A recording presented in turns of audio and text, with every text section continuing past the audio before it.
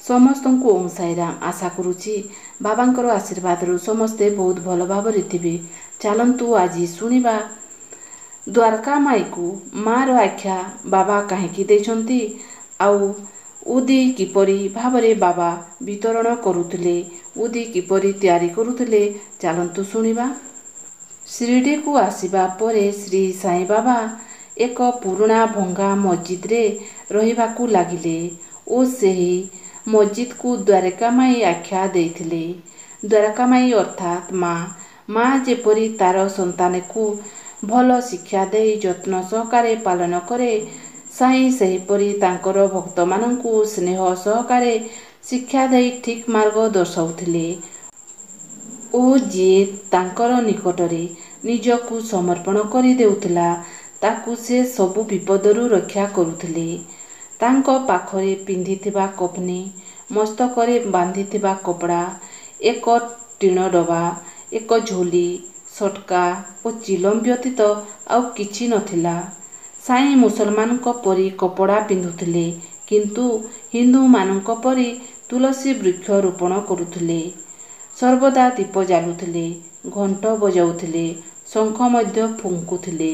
କେତେବେଳେ ଗୀତା ପଢ଼ୁଥିଲେ ତ କେତେବେଳେ କୋରାନ ପଢ଼ୁଥିଲେ। ସେ ସବୁବେଳେ ଆଲ୍ଲା ମାଲିକ କହୁଥିଲେ। ବିଧି ବିଧାନ ଅନୁଯାୟୀ ଶ୍ରୀରାମନବମୀ ଉତ୍ସବ ପାଳନ କରୁଥିଲେ ଓ ସେହି ଦିନ ମୁସଲମାନଙ୍କ ଦ୍ୱାରା ଚନ୍ଦୁସବ ପାଳନ କରୁଥିଲେ। ଗୋକୁଲାଷ୍ଟମୀ, ଇଦୁଲ ଫିତର ଉତ୍ସବ ମଧ୍ୟ ପାଳନ କରୁଥିଲେ।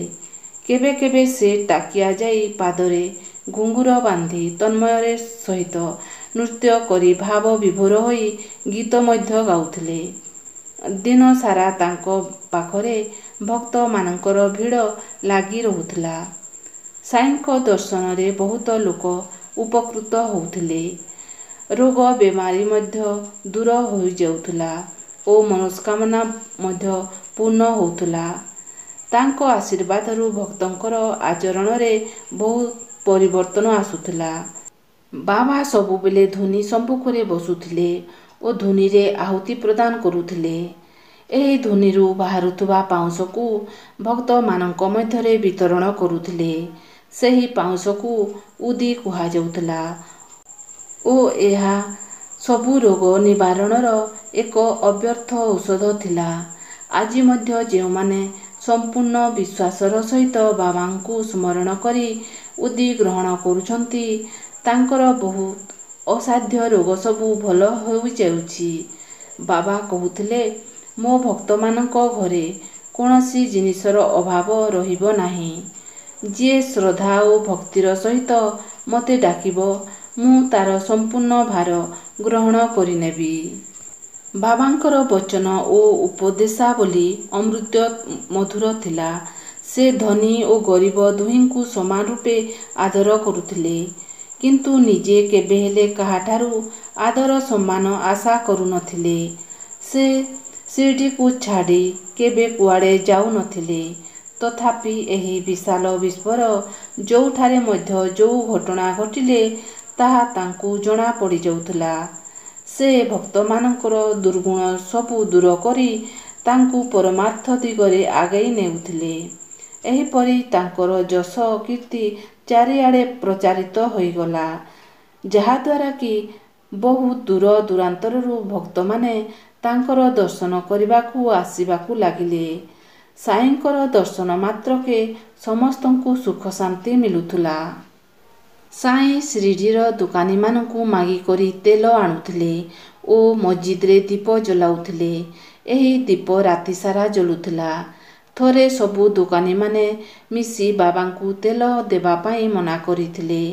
ବାବା ଏଥିରେ ବିଚଳିତ ନ ହୋଇ ମସଜିଦକୁ ଲେଉଟି ଗଲେ ଓ ଶୁଖିଲା ସଳିତା ମାଟି ଦୀପଗୁଡ଼ିକରେ ସଜାଇ ରଖିଲେ। ବାବା ତାଙ୍କର ଟିଣ ପାତ୍ର ଉଠାଇଲେ। ଥରେ ସେଥିରେ କିଛି ଟୋପା ତେଲ ଲାଗିକରିଥିଲା।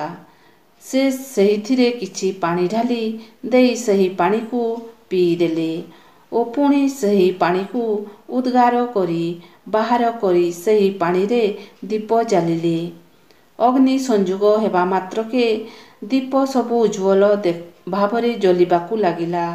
ବାବାଙ୍କର ଏହି ଅଦ୍ଭୁତ ଲୀଳା ଦେଖି ଦୋକାନୀମାନେ ଆଶ୍ଚର୍ଯ୍ୟ ହୋଇଗଲେ ଏବଂ ନିଜର କୁକାର୍ଯ୍ୟ ନିମନ୍ତେ କ୍ଷମା ମାଗି ବାବାଙ୍କ ଗୋଡ଼ ତଳେ ପଡ଼ିଗଲେ। ବାବା ସେମାନଙ୍କୁ କ୍ଷମା କରିଦେଲେ ଓ ସବୁବେଳେ ସତ କହିବାକୁ ପରାମର୍ଶ ଦେଇଥିଲେ। ଗୋଲିବୁବା ନାମକ ଜଣେ ପଣ୍ଡିତ ଯିଏକି ସାଇଙ୍କର ଭକ୍ତ ଥିଲେ, ଥରେ ଶିରଡି ଆସିଥିଲେ। ସେ ସାଇଙ୍କୁ ଦର୍ଶନ କରି କହିଲେ, ମନୁଷ୍ୟମାନଙ୍କୁ ସଠିକ୍ ମାର୍ଗ ଦର୍ଶାଇବା ପାଇଁ ଏହି କରୁଣାମୂର୍ତ୍ତିଙ୍କର ଆଗମନ ହୋଇଛି। ଇଏ ହେଉଛନ୍ତି ଦୀନ ଓ ଅସହାୟର ଦୟାବାନ ପ୍ରଭୁ ପଣ୍ଡାରୀନାଥ ବିଠୋଲଙ୍କର ଅବତାର। ଆଜିର ବାବାଙ୍କର ବିଷୟରେ ଯଦି ଭିଡ଼ିଓ ଭଲ ଲାଗିଲା ତାହେଲେ ଲାଇକ୍, ସବସ୍କ୍ରାଇବ୍, ସେୟାର କରନ୍ତୁ, ବେଲ୍ ଆଇକନ୍କୁ ଟଚ୍ କରନ୍ତୁ, କାହିଁକିନା ଏହିପରି ଭିଡ଼ିଓ ସବୁ ଆପଣମାନଙ୍କ ପାଖକୁ ପହଞ୍ଚି ପାରିବ। ତାହେଲେ ଆଉ ଗୋଟିଏ ଗୁରୁବାର ଶୁଣିବା ବାବାଙ୍କର ଚମତ୍କାର, କିଭଳି ଭାବରେ ଭକ୍ତମାନଙ୍କର ଦୁଃଖ ସବୁ ଦୂର କରିଦେଉଥିଲେ ତା ବିଷୟରେ ଜାଣିବା। ତାହେଲେ ଭିଡ଼ିଓକୁ ଯଦି ପସନ୍ଦ ଆସିଲା ସେୟାର କରନ୍ତୁ। ତାହେଲେ ରହୁଛି। ଓଁ ସାଇରାମ, ଜୟ ସାଇରାମ।